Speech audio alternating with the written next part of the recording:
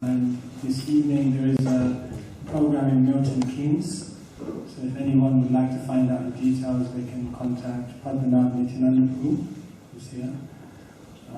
And after the class, there will also be a book table outside the temple room with some of Maharaj's published books and writings.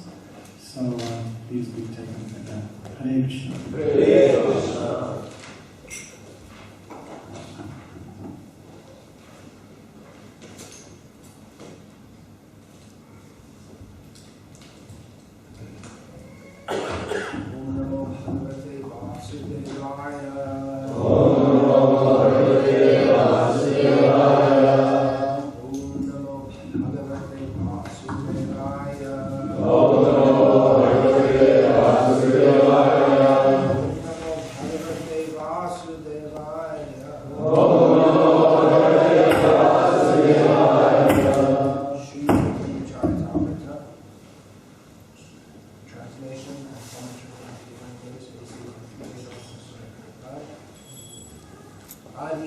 Chapter 7, text 120.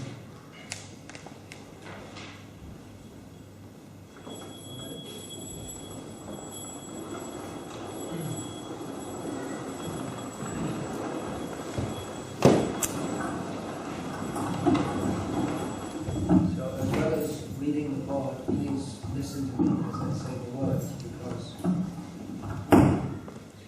Bengali, unlike Sanskrit, is not phonetic.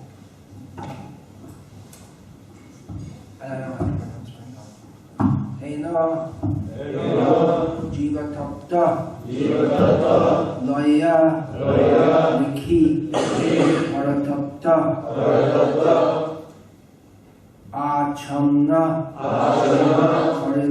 Karilo Shrestha Ishara Mahatta Eno Jiva Tatta Loya Liki Paratatta Achana Karilo Shrestha Ishara Mahatta Eno Jiva Tatta Loya Liki Paratatta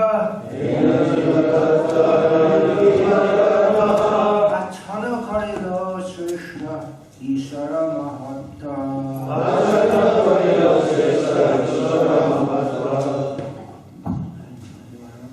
Any Bengalis here?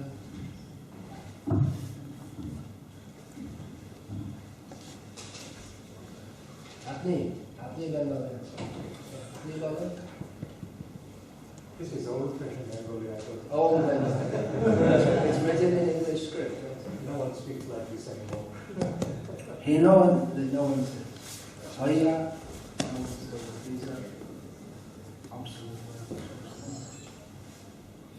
Okay, anyone else?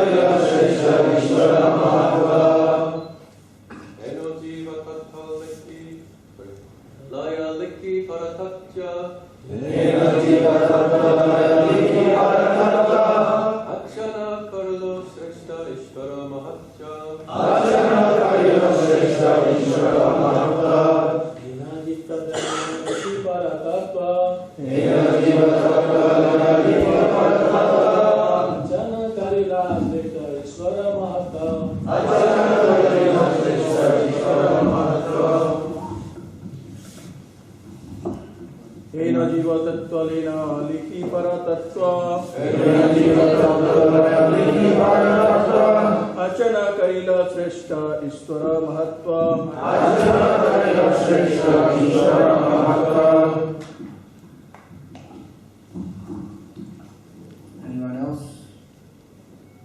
Ladies?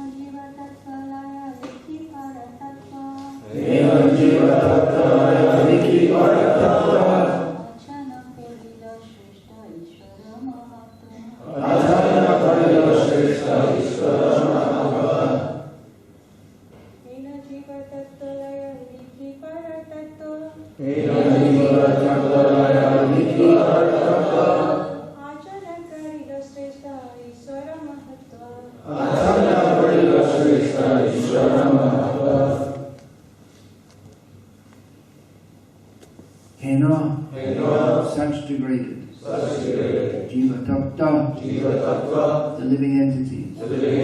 Loya, taking them. Likhi, having written. Paratattva, as the supreme. Achanna, covering. Karilo, did. Shrestha, the Supreme Personality of Godhead. Ishvara, the Lord. Mahatta, glorious. Translation: Chaitanya Mahaprabhu speaking to Prakashananda Saraswati and his followers in Varanasi 500 odd years ago. The Mayavada philosophy is so degraded that it is taking the insignificant living entities to the Lord, the Supreme Truth, thus covering the glory and supremacy of the Absolute Truth with monism. Purport. Srila Bhaktivedanta comments in this connection that in all Vedic scriptures the Jiva Tattva, the truth of the living entities, is mentioned to be one of the energies of the Lord. If one does not accept the living entity to be a minute infinitesimal spark of the Supreme, but equates the Jiva Tattva with the Supreme Brahman or Supreme Personality of Godhead, it must be understood that his entire philosophy is based on a misunderstanding. Unfortunately, Sripad Shankaracharya purposely claimed the Jiva Tattva or living entities to be equal to the Supreme God. Therefore, his entire philosophy is based on a misunderstanding, and it misguides people to become atheists whose mission in life is unfulfilled. The mission of human life, as described by the Bhagavad Gita, is to surrender unto the Supreme Lord and become his devotee, but the Mayavada philosophy misleads one to defy the existence of the Supreme Personality of Godhead and pose oneself as the Supreme Lord. Thus it has misguided hundreds of thousands of innocent men. In the Vedanta Sutras, Vyasadeva has described that the Supreme Personality of Godhead is potent, and that everything, material or spiritual, is but an emanation of his energy. The Lord, the Supreme Brahman, is the origin or source of everything, Janmadhyasya Taha. And all other manifestations are emanations of different energies of the Lord. This is also confirmed in the Vishnu Purana. Ekadesha stithasya jyotsna vistarni yatha parasya brahmana shaktistatedam akhilam jagat. Whatever we see in this world is simply an expansion of different energies of the Supreme Personality of Godhead, who is exactly like a fire that spreads illumination for a long distance, although it is situated in one place. End of translation of that verse. This is a very vivid analogy. Similarly, it is stated that just as everything in the material world exists in the sunshine, which is the energy of the sun, so everything exists on the basis of the spiritual and material energies of the Supreme Personality of Godhead.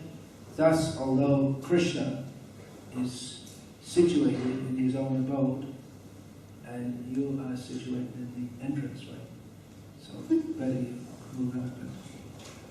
Goloka eva nivasati akhila bhuta, where he enjoys his transcendental pastimes with the cowherd boys and gopis. He is nevertheless present everywhere, even within the atoms of the universe. Andantarastha paramano chayantarastham. This is the verdict of the Vedic literature.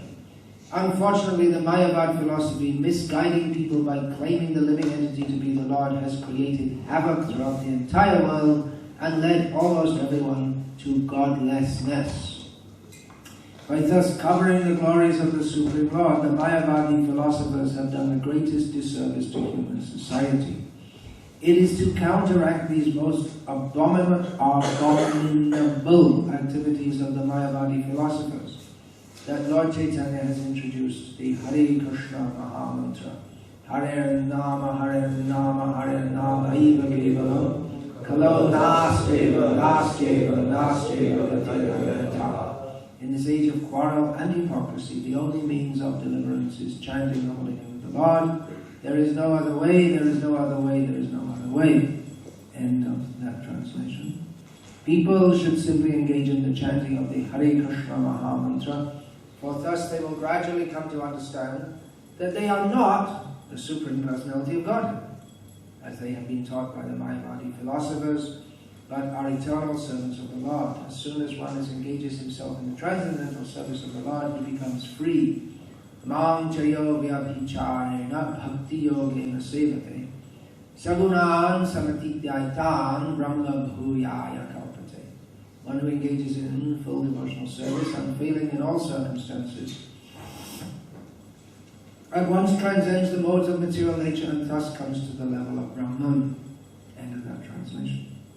Therefore, the Hare Krishna movement or Krishna consciousness movement is the only light for the foolish living entities who think either there is no God or that if God exists, He is formless, and they themselves are also God.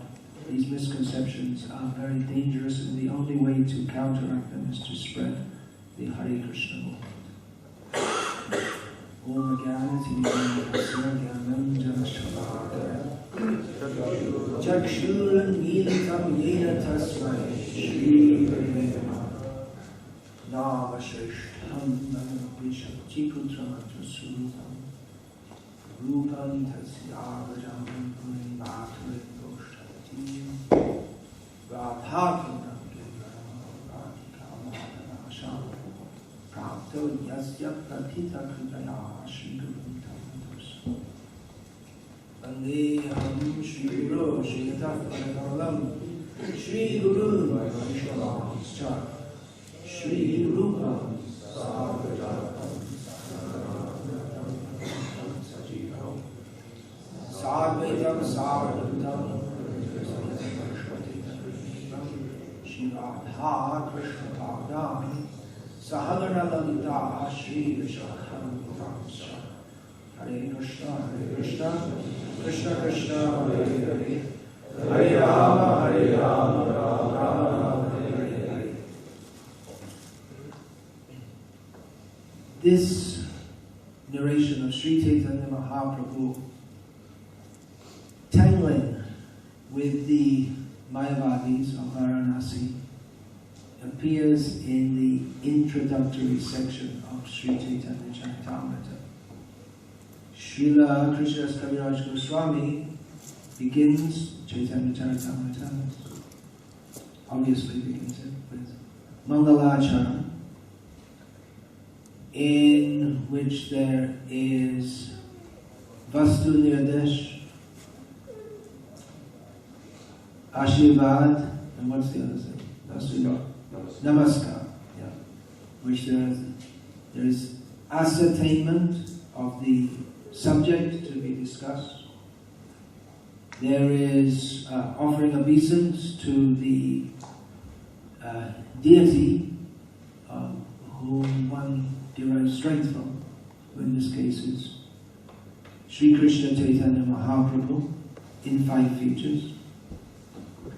And there is offering blessing to the reader that they will benefit from studying this. So this is all in the introductory section.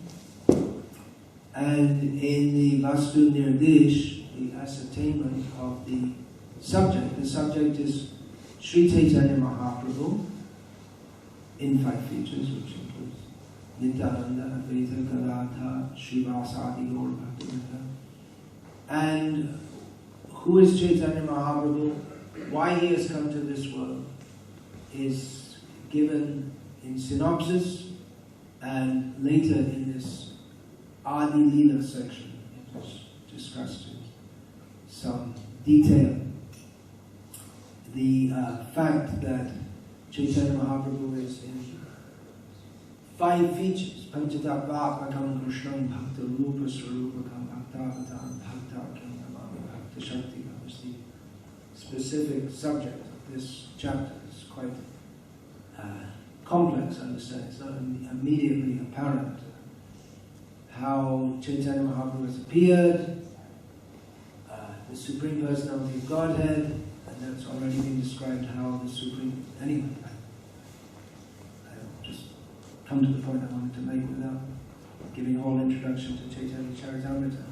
The point is that Krishna, I'm coming to, is that Krishnadas Kaviraj Goswami has introduced Chaitanya Mahaprabhu as Krishna Radha Bhavadyoti Sumamitam Nomi Krishna Surupa. He is the Supreme Personality of Godhead Krishna, who has appeared with the bodily effulgence and the feelings of Srimati Radharani to relish the bliss of himself and to distribute that to others.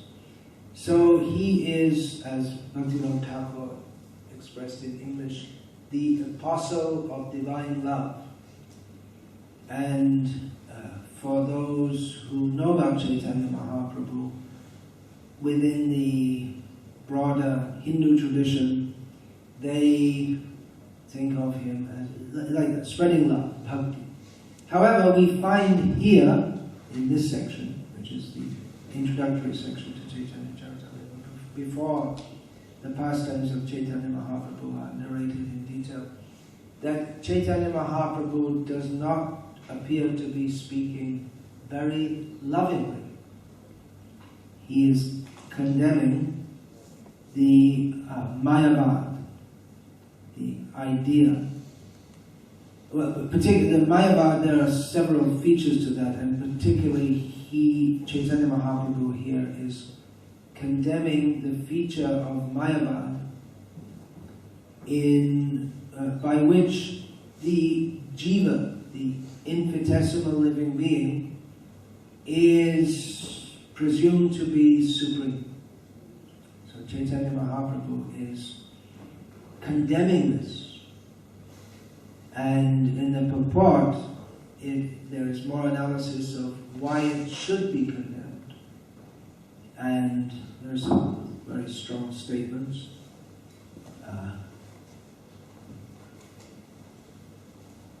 The most abominable activities of the Mayavadi philosophers. That's one of them. And there's another. Mayavada has misguided hundreds and thousands of innocent men. The entire philosophy is based on a misunderstanding. It misguides people to become atheists whose mission of life in life is unfulfilled. So it's no love for the Mayavadis, it seems. Of course, Chaitanya Mahaprabhu has the greatest love for Mayavadis, but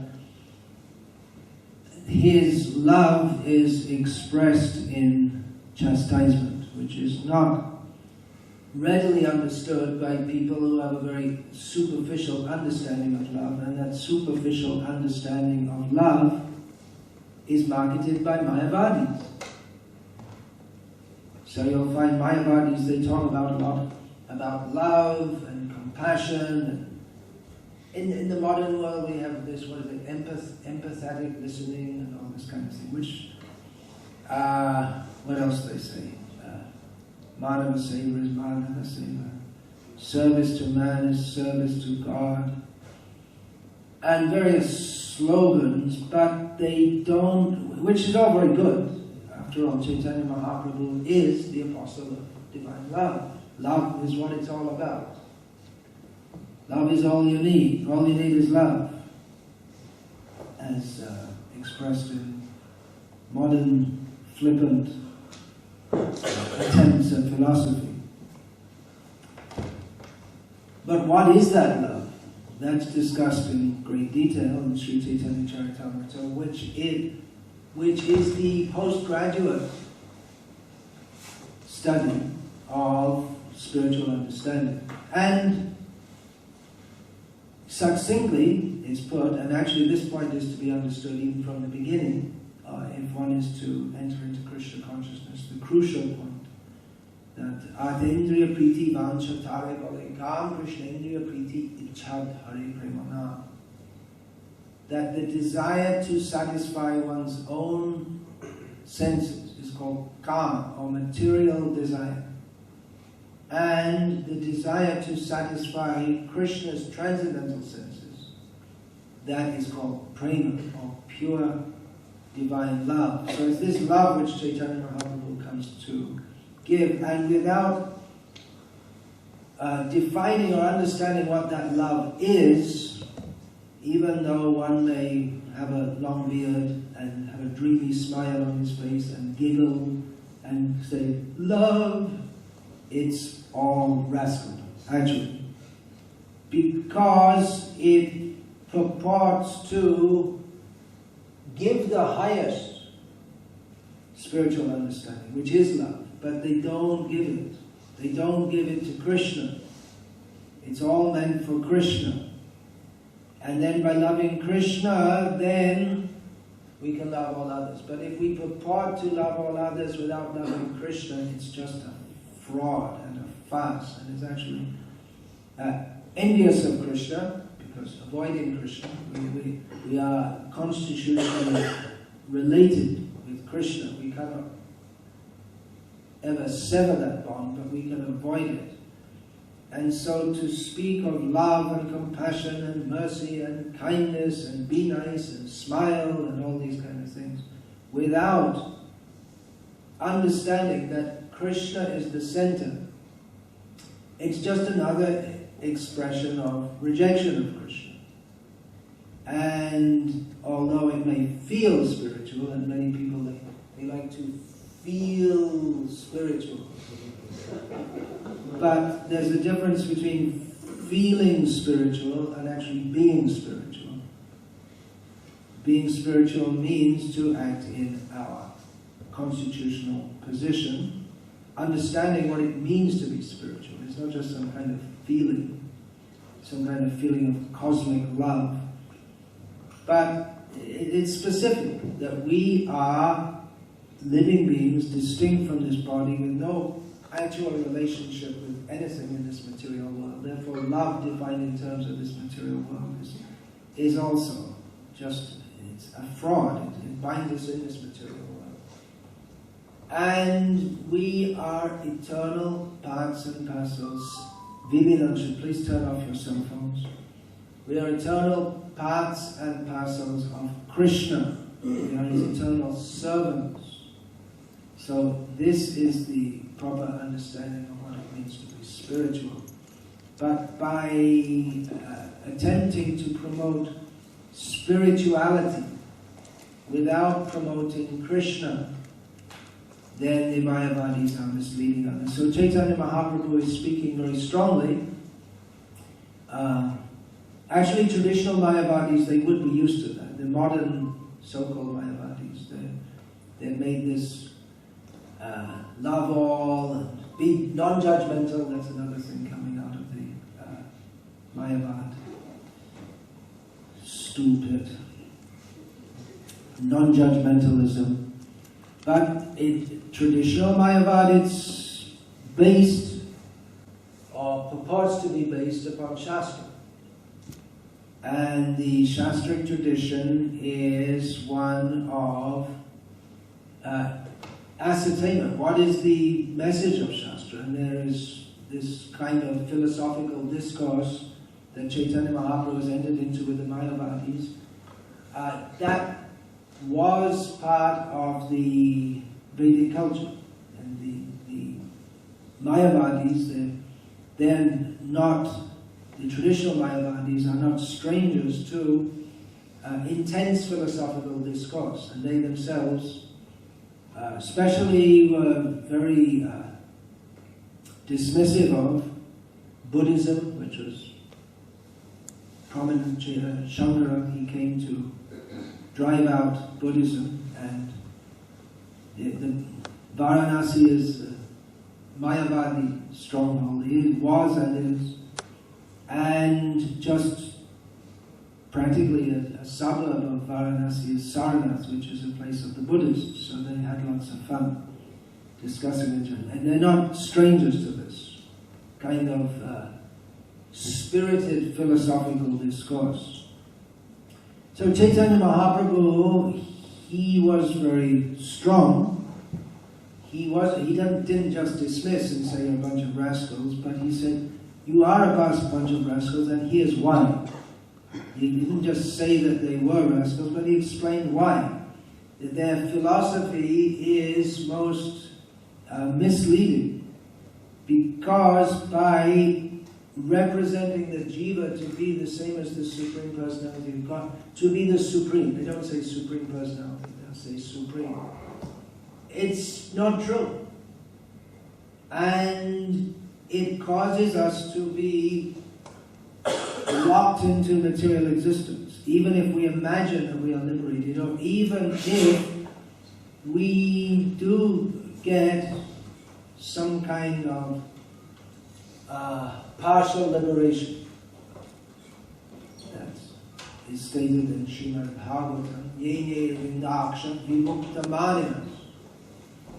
This is Lord Brahma addressing Krishna about those who think that they are completely liberated. And Tvayasta Bhavat Avishuddha Buddha, but actually their consciousness, although it's pure, maybe pure, to get liberated or even partially liberated, but there has to be purification of consciousness. One has to be free of Kam, Krodh, Lobha, Moha, Mada, Matsarya, lust, greed, anger, envy, pride, and illusion, and everything else, all the bad qualities.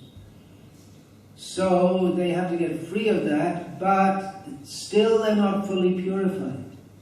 Because even though Aruha Kritrena Param Padam, they ascend to the highest stage, or the spiritual jurisdiction, by very difficult sadhana.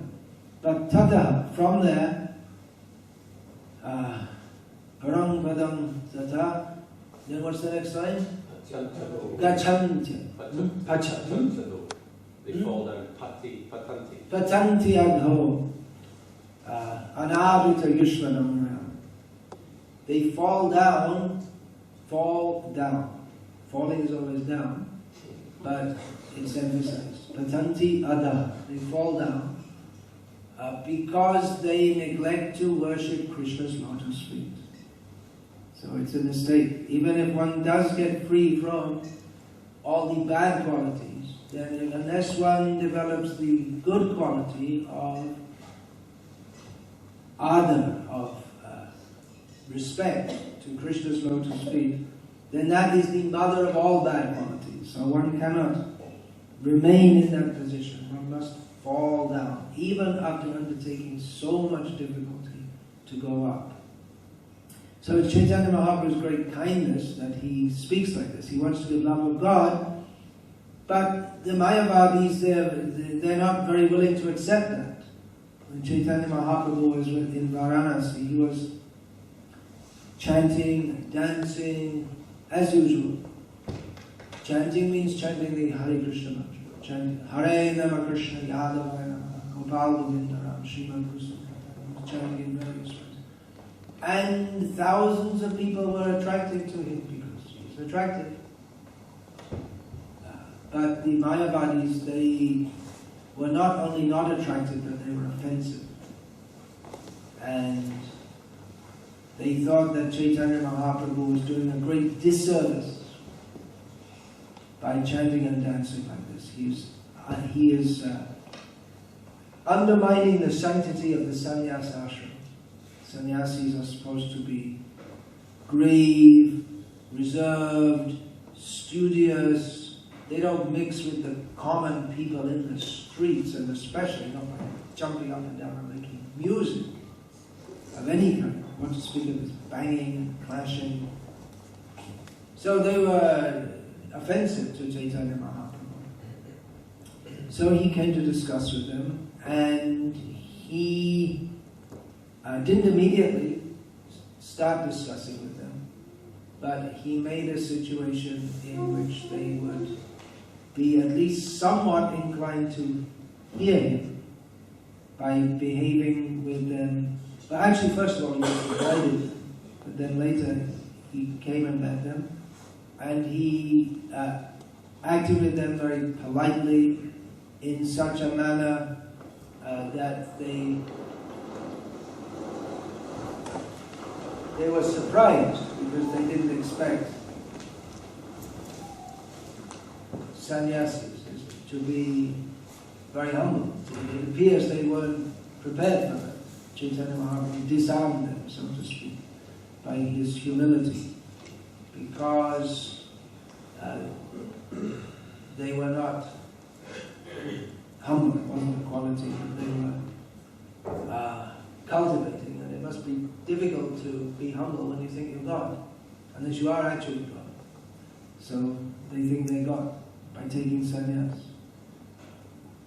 Danda grihena matrena naro narayana bhavet. That's one of their sayings. Simply by a man accepting a stick, which means here a tridanda of a sannyasi, no, not a tridanda, danda ekadanda of a sannyasi, then a man becomes God. So they think they're God, which they're not. But humility is not something which they stress on. So they were surprised and charmed by Chaitanya Mahaprabhu, who further showed some Aishvarya Prakash. He showed some opulence of himself. He revealed to them that although they think that they are Narayana, he himself, although speaking, telling them that I am not fit to sit among you. I'm of a lesser category of sannyasi than you. So it's not fitting that I sit among you. He was so humble. But then he showed some effulgence from his transcendental form by which they could understand that although they imagine themselves to be Narayan, he is actually Narayan. So they became somewhat open to listen to him. Not that they agreed with his philosophy on the spot, he still discussed with them. So in the discussion, this is the discussion going on. He says that this is extremely degraded to state that the jiva, who is infinitesimal, and the Supreme Personality of Godhead, who is infinite, to say that they are the same, to say that the jiva is supreme. And actually the Mayavada philosophy, there are so many holes in it. It's practically, there's nothing. It becomes a net, another term, Maya Jal. We're in the net of Maya, and Mayavada is another. Shabda Jala Maharanyam Kevala Chitta Brahmanam. It's simply talking and talking, so many words, and we get lost in a great forest of words, and then our consciousness becomes completely bewildered. It's not at all clear. It's not even slightly clear how the jiva, or that means I, me, and you, I am God. You can say that. I am God, but it has no synchronization with reality on any platform whatsoever except in our imagination. It's what is it? It's like the rabbit's horns. You can imagine a rabbit has horns, but there are no rabbits with horns, so it's just in your imagination. So the jiva is not the supreme in any way whatsoever. So it's not clear, and they have complex philosophy to try to explain this, but because it's wrong, then it doesn't work. And a philosopher, another philosopher will come along and point out that it's wrong. And therefore you get, within this philosophy that all is one, there are many, many different permutations of that philosophy. How is it all one? Because it doesn't make any sense. If I say that I am you and you are me and we are all together, it sounds, to someone who's stupid, nice. But it has no actual substance. I am not you. And luckily for you, you are not me. And we are all together. well, in one sense, but it's all undefined and vague. And as long as we keep it like that, we can imagine, but it has no practical substance to it. So, I am you. So invite Mayavadi to a meal and say, come hungry, because there's going to be lots of food. So invite him, and then sit down at a big plate and eat it all yourself. And don't give any to him. And say, well, I am you, and I just ate. It doesn't, and they'll say, well, we're the same. That's in this world. There's Vyavaharik, and then you go on and on, just all blabber. Ultimately, just sophisticated blabber. But at the end of it all, when I'm hungry, I eat, and if you're hungry, my eating won't help you in the slightest to mitigate your hunger. So, and there are so many problems with it. Logical problems with the Mayavada philosophy. Whereas in Krishna consciousness, it's very straightforward and clear that we are not the body. It's not difficult to understand. We are not in our proper situation in the material world. We're suffering. We don't belong here. We are controlled. There is a supreme control. We are meant to be happy. There is a state of happiness, eternal happiness, that is in the service of Krishna, who's the supreme. So you don't have to make very elaborate philosophical analysis, because it's natural and it's easy to understand. Whereas it's actually impossible to understand how the jiva is God, because he's not. As much as you try to imagine, rabbits don't have horns. You can go on imagining it all your life, and there's another kind of Mayavada philosophy. If you desire something strongly enough, you have enough willpower, you can make it happen. But you can go on concentrating your whole life and with a pet rabbit, and it still won't grow horns. It's an impossibility. So these are the kind of mad things that come out of this Mayavada. Just by your willpower you can make clouds vanish, and you just desire it enough and you'll become a billionaire. They're all rubbish ideas. So we say, well, wait a minute, we're supposed to be talking about love, isn't it? Chaitanya Charitamrita especially, it should be all love. Yeah, love. But first you have to get the garbage out of the way. Before we have love, let's clean up the place of it. Everything should be clean and nice. It means philosophically, no bad ideas. The material world is full of bad ideas. It's all based on the bad idea that we are separate from Krishna. We are separate enjoyments. And Mayavada is a hoax that makes us think that we're spiritual when ultimately we're being material. Because it's the same misconception that we are independent from Krishna. And it is, you can say, semi-spiritual, because it has some of the important features of actual spirituality. Understanding that these calm, cruel, lobe, all these are bad, these are not good, we should not cultivate them. So it has many of the features of actual spiritual life, but at the end, it's just a rocket that goes up and comes down, makes a big firework display and fizzles out and falls down, because it is not on the actual platform of knowledge.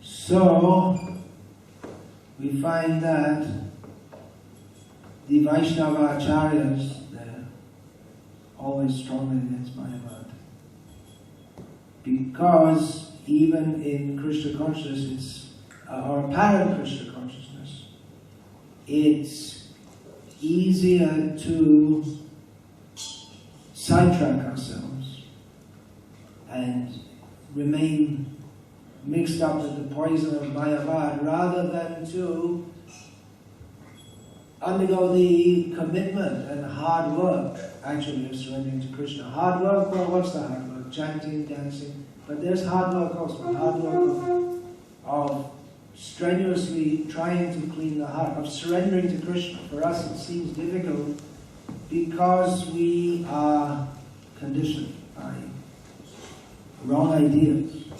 It demands commitment, surrender. Mostly people try to avoid this, anything difficult. So it does seem difficult to us because we have so many material attachments. So Mayavada is a way in which, well, when we say Mayavada, it's not all one. There are different strains of Mayavada. There are different people saying it's all one, but in different ways. So much, especially in the modern world, and these traditional Mayavadis in Varanasi who are being discussed here, they're actually very serious about their nonsense. But this Mayavada today, people, more nonsensical and not even serious about it. They've made it, taking this idea that, well, everything's all one and we're all God and you just have to understand your God and feel yourself one with the universe, and in various ways they say all these things. But they're not strenuously trying for any spiritual advancement, and they would decry any strenuousness anyway, because they just feel good and all this. But then feel good for them means to snuggle up with their girlfriend, for instance. So it just comes back to gross materialism. I remember the first time I read this chapter of Sri Chaitanya Charitamrita. In one purport, Srila Prabhupada writes that both the Mayavadis of Varanasi and the Buddhists of Sarnath, they're actually gross materialists. I'm surprised. How are they gross materialists? They don't seem to be. But their philosophy ultimately leads to that. It apparently takes us up, but it keeps us within the consciousness of not being a servant of Krishna. And that, whichever philosophical somersaults we make, it all ends up in the consciousness of Ishvaro ham aham bhogi siddho ham balavan sukhi. Demoniac way of thinking that I am the controller, I am the enjoyer, I am perfect, powerful and happy without Krishna. So there are many defects in Mayavada, many, riddled with. And that's an important part of the mission of the Vaishnava Acharyas, to debunk, decry and defeat this misleading philosophy, so as to establish the proper understanding that we're all servants of Krishna. At the present time, in the Western world especially, there's a big push for atheism. But Srila Prabhupada states here in this purport that it's Mayavada that leads to atheism. And he actually said that, Srila Prabhupada said that, Mayavada is more dangerous than atheism. So it leads to that. Because there is not any clear knowledge of the personality of Godhead, then any attempts at knowledge of God must be unclear. And then we get all kinds of strange ideas in the name of God. And in the name of theology. For instance, that all the suffering in the world, the toothache that you have, and the genocides, and earthquakes, and the fact that everyone has to die, and all the tremendous suffering since time immemorial is all caused because our original forefather ate an apple. That's what I was taught. That was my theological training at the age of about 6. So that's just one example of extremely poor theology, because people don't have any real knowledge of who is God, what is our relationship with Him, why are we suffering in this world, how we can become free from that suffering. So, as the slogan says, the truth will set us free. The truth means actual knowledge as opposed to that which appears to be knowledge, but which is another kind of illusion.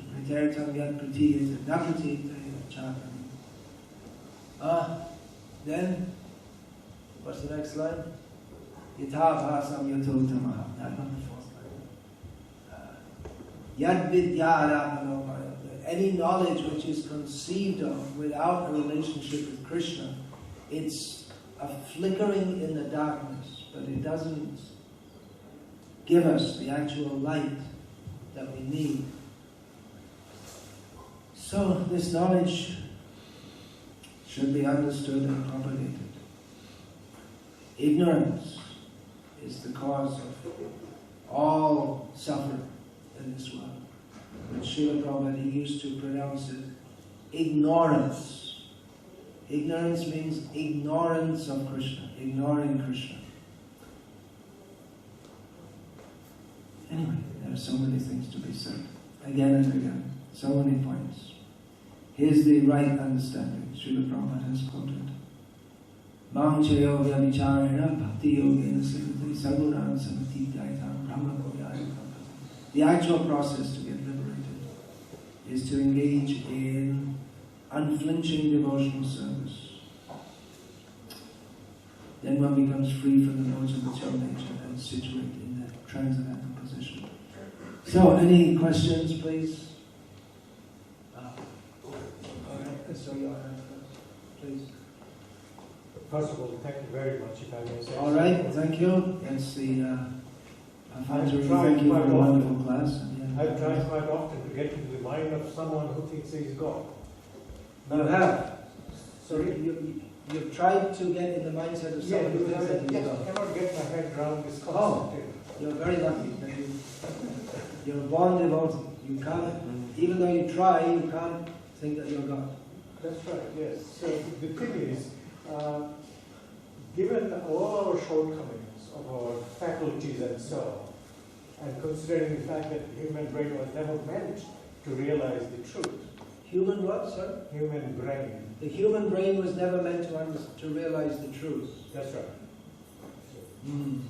So under those circumstances, how could one possibly think that he has got the divine attributes of omnipotence, omniscience? How is it? Yeah, it's a very good question. How is it possible that someone walking around with a toothache and thinking that I am omnipotent, omniscient, and omnipresent? There's a one-word answer to that question. It's called Maya. It's an amazing illusion. It's not only the man who's maybe doesn't have a toothache. Maybe he has all good looks, a lot of money. And most people have good looks, a lot of money. They don't even think philosophically much at all. It's only the people who don't have all these things. They don't have a fast car and a pretty wife and lots of money, so instead they just imagine they're God. But it's not only the humans, even the maggots crawling around in the garbage, they think the same thing. Maybe not in a very developed way, but it's the same mentality. It's amazing, isn't it? Well, presumably. Can I explain that to you? How we think like that? No, I can't. It's not explained. It's amazing, isn't it? But Maharaj, certainly this concept did not come from Shankara himself. Because No. I don't think this is the domain of the real stupid, you know. So, The Mayavada, of course, Shankara, he didn't invent that, but he gave it philosophical form at that particular... did he give it credence, for example? Did he give? Give it credence. He gave it credence, yes and no. I mean, definitely in Shankara's teachings, as we read here, he says that the jiva, he establishes the jiva to be the same as Ishvara. So he does establish that. But then elsewhere, if we read, we can actually it's all explained in this chapter, Chaitanya Charitamrita with the purpose. He was ordered by Lord Shiva was ordered by Narayana to spread this philosophy for a certain purpose, because people who are born in Kali Yuga have that sinful mentality, and it's what they want.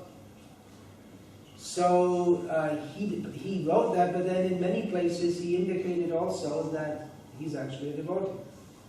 And at the beginning of his Gita Bhasha, in the very first verse, in Gita Bhasha he established all this Mayavada, but then in the very first verse he says, Narayana Paro Vyakta.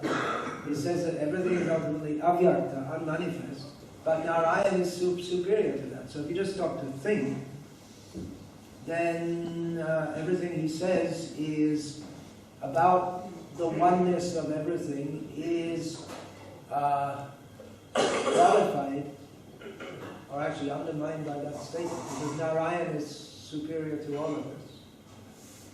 So we really need a good study, write a book on the real Shankaracharya, what his actual message is. He spoke that philosophy with a certain purpose. And it does have a purpose, even for Vaishnavas, because he re-established within India at that time the relevance of the Vedas, because it had been undermined by the attacks of Buddhists, especially in Jains. But he accepted more or less, in many ways, the philosophy of the Buddhists, but he superimposed it on the Vedic knowledge, the Upanishadic knowledge. So having established the Vedas, then the Vaishnava Acharyas came along and said, yes, the Vedas are right, but what Shankara says, that's not what the Vedas say. And they established that the actual message of the Vedas is Vishnu Bhakti. So it all has a purpose. And actually Shankara, he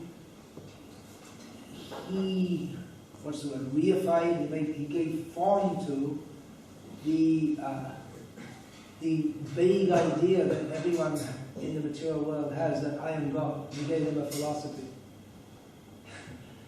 And he gave a philosophy, and then the Vaishnava Acharyas that gave them a platform to knock it down and say that this is the actual philosophy. So the ideas which are there latent in everyone's consciousness, he made them concrete, and then he set the stage up for the Vaishnava Acharyas to come and point out how they're wrong. All these ideas are wrong. So he did service in that way also. But it is amazing, huh? It's amazing how we can think we're God. Actually, one possible explanation of this came from a very unlikely source in Paris some years ago. This was the violinist, Manor. As you probably know, he was very interested in Shastra and so on, and a great friend of Jawaharlal Nehru. And he was asked the same question: why is it some people think they're gods? And he gave a very nice explanation for that. Yeah, please tell us. Tell us quickly, because other people have questions. Yes, I feel a bit guilty because there are others. Okay, say quickly. He said, Yehudi Menuhin, the great violinist, said. Yes, he said, he didn't say that this is the reason, but he said this is possibly one of the reasons. He said that people, when deities are being decorated here, for example, basically it is not this. What is happening is that you are, or the people who are doing this job, they are actually decorating the deities which is in their heart. So, that being so, in many traditions, for example in Ramakrishna Mission, the whole idea is... There are other questions. Yes, if you don't mind. Yes, thank you. Don't mind. Afterwards we can talk more. Yes, Thank you so much. You talked about love, that many people's idea of love is quite fuzzy. So I was just wondering that, is it possible that the so-called love and care between devotees may also have a fuzzy idea, or on the other side it may be that... fuzzy love and care. Is it possible that devotees also have this? On the other side it may be too impersonal and cold, so how do you not have fuzzy love. We have the ministry of love. I guess the question is, what is it? George Orwell, the ministry of love. You know what the ministry of love does? They're the ones who oppress everyone and make wars. In the George Orwell story. Is that right? There's a ministry of love, the ministry of truth, and a ministry of peace. I don't know. So yeah, you can't institutionalize it. Love means we help each other to be Krishna conscious.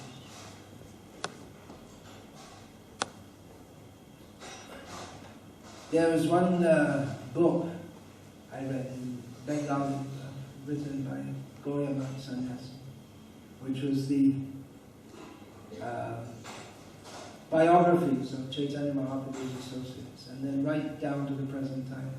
So he gave the biography of Srila Bhakti Pradip Tirtha Maharaj, who was the first sannyasi of Bhaktisiddhanta Saraswati Thakur. And he gave the biography of his own guru also, Guru Romi Maharaj. But this devotee who wrote this, he was, it seems he had a lot more personal association with Tirtha Maharaj. So he wrote all the story, and then he wrote how he was very heavy. He used to be a teacher in school at night, and he would beat the devotees with a stick. You're not allowed to do those things, but he used to do them. If they would, for instance, fall asleep when chanting japa, and would have a lot of bruises, if that was allowed nowadays. So he was very, very strict, and he wouldn't allow any little transgression. So this devotee, he wrote about all of that, and then at the end of his biography, he said, and I desire his association in life after. He could really appreciate how the devotee was writing it. I mean, he really loved Tirtha Maharaj, and it wasn't something, yes, we love him because we got trained in the Bhakti Shastri course, you're supposed to love and all this kind of thing, but it was heartfelt. And it was specifically stated that Tirtha Maharaj was famous for that, as being very heavy, very, very heavy. But the devotees appreciated that he did that out of love, because he wanted them to be Krishna conscious. So that shouldn't be imitated, but that kind of love is much more real than this smiling at people and saying, I love you, with nothing behind it. So, love and care of devotee, yes, should be there, but you can't legislate it or institutionalize it. It has to be real, isn't it? And it's unfortunate that if we have to make a ministry of love and preach it to everyone, which means that the real natural thing is probably lacking if we have to talk about it all the time. Who has really tight relationships? Okay. You find the soldiers, they're in the army together, they're fighting together, and they're risking lives for each other. They don't sit around talking about relationships. They're tighter than any people can be, because they're together serving the mission. So if we're tight together and serving the mission and dedicating together, then we won't have to have all these psychological seminars.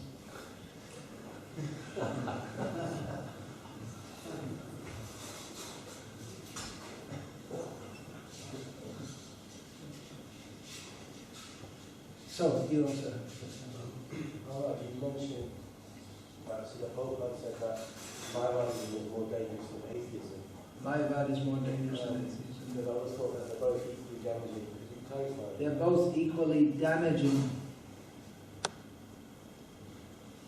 Why is Mayavada more dangerous than atheism? Well, Mayavada is a form of atheism, but atheism is just saying there's no God, but Mayavada gives you the impression that you are God. That's worse.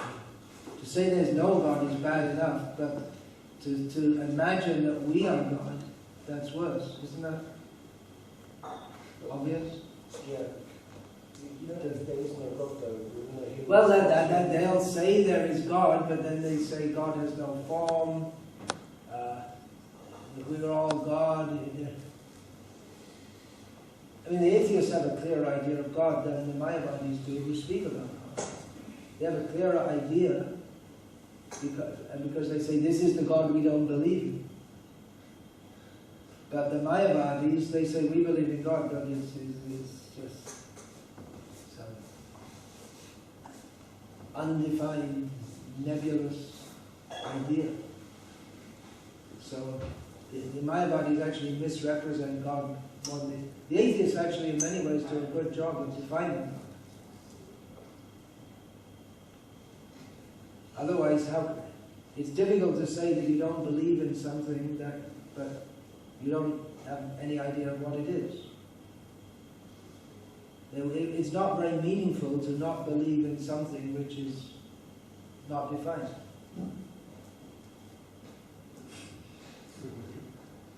So first of all, you have to define it, then you can say you don't believe it. But in Mayavadis, they believe in it, but they don't define it. So they're in the worst position. The scientists, they say we only believe what is real if we can define it. If it can be defined, then it's real. And the Mayavadis, they say that, well, reality is undefined. So in that sense, we're closer to the scientists. But they don't accept the spiritual dimension, which isn't a very scientific proposition. Anyway, that's another discussion altogether. Hare Krishna, any other question, comment, anything? Yeah. Many years ago, I was hearing a story from Mayavadi. He gave an analogy that Mayavadi gave an analogy. Yeah, they give lots of analogies, and they're usually flawed. Yeah, go on. they said as all the rivers merge into the ocean. All the rivers merge into the ocean. Wow, that's an unusual one. That's the standard Mayavadi. All the rivers merge into the ocean, yeah? They said at the time of death, all the atmas merge into At the time of death, all the atmas merge into the Paramatma. Yeah. So I want to ask, do the Mayavadis accept the concept of the Paramatma which is distinct from the Atma? Do the Mayavadis accept the concept of the Paramatma is distinct from the Atma? Well, their whole philosophy is indistinct. It all rests on indistinctness. They say the Atma and Paramatma, it's all ultimately one because we're all going to merge into that. So if they say we're all going to merge into it, then why bother with your philosophy anyway? If anyway we're all going to merge, then just drink a beer, enjoy life. Why bother being a Mayavada? Why waste your time? Anyway you're just going to merge in, why bother? And if Atma and Paramatma are the same, then why are there two words? Param means it's of a different category. There's so many problems with their philosophy. It's just nonsense from beginning to end. Any questions from the ladies' side? This is just on the point of the Mayavadi being worse than the atheists. You found a quote from Prabhupada? Okay, read Something it. I've always wanted to ask. It's in the 12th chapter of the Bhagavad Gita. 12th chapter of Bhagavad Gita. What? Your text number 24. This path is recommended in this chapter. Therefore, there is no doubt that devotional service is the only actual path of self-realization for the attainment of the Supreme Personality of Godhead. The impersonal conception of the Supreme Absolute Truth, as described in this chapter, is recommended only up to the time one surrenders himself for self-realization. In other words, as long as one does not have the chance to associate with pure devotees, the impersonal conception may be beneficial. In the impersonal conception of the Absolute Truth, one works without further results, meditates and cultivates knowledge to understand the spirit and matter. So what's the question? So,